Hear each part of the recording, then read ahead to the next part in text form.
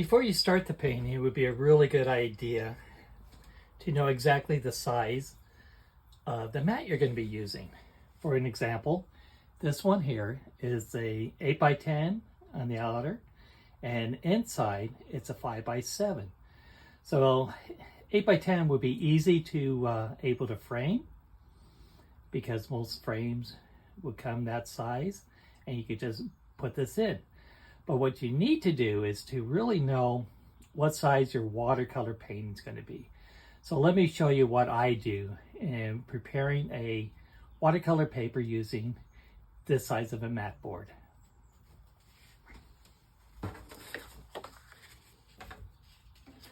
So what I'm doing here, I am just holding the paper down so you get an idea of the size of it. And then I'm going to come along and use the mat board on the size I need. So I'm putting it here.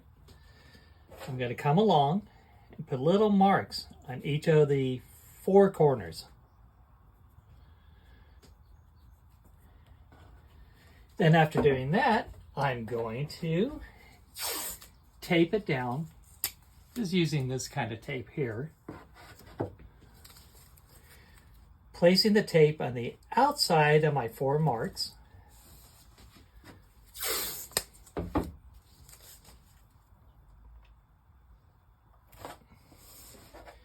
So I got the 2 sides. Now I'm going to do the top and then the bottom.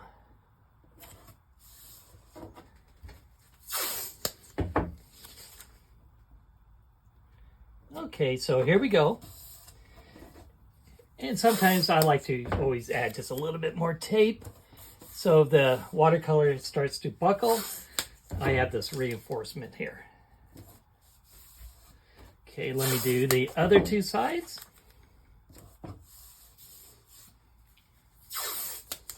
Alrighty. And now what I'm going to do is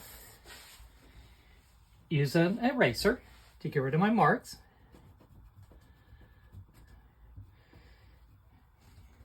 Because after you're done with your watercolor, you don't really want to see those 4 marks in the corners. It would just take away from it.